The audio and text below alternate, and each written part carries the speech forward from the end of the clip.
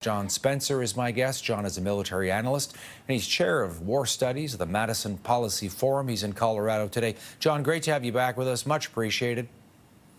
Hey, Todd. It's great to be with you again. I know you're following the ground offensive here. What's your read now that we're about 48 hours into it?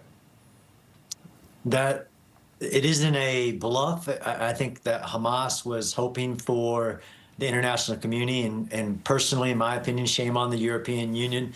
I mean, there's still 48 hostages being held. Hamas still declaring that they'll repeat October 7th until they destroy Israel. They are saying thank you to all these European countries that are recognizing, despite the context or conditions, a Palestinian state with Hamas still in power in Gaza.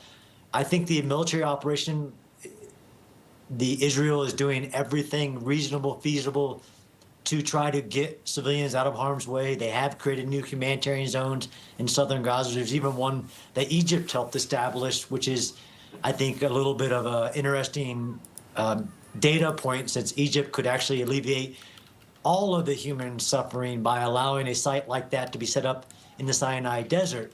But it looks like the military operation is going to continue forward, and that you can't leave a sanctuary, you can't leave hostages in captivity indefinitely. And some of these European countries have really protracted why it took so long to go into Gaza City like this. Hey, John, you've talked about the hostages, 40-some-odd hostages who are still being held. Some may be alive, some may be dead. What about the hundreds of thousands of civilians trapped in Gaza City, though, trying to get out? Your take on that?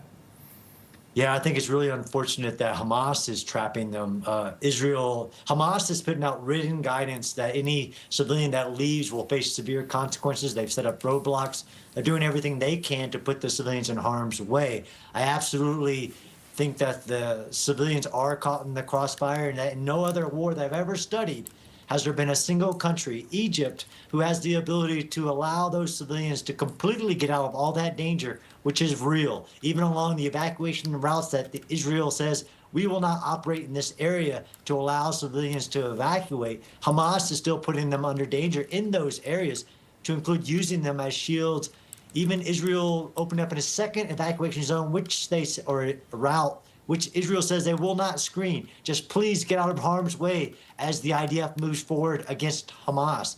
It is all unfortunate that it's led to this situation, but the biggest thing that can be done for the safety of the civilians is to evacuate south of where the combat is happening. Any concern, John, on your part for Israel's image or reputation long term, given what we're seeing in terms of, the condemnation by many European countries, Arab countries, the United Nations?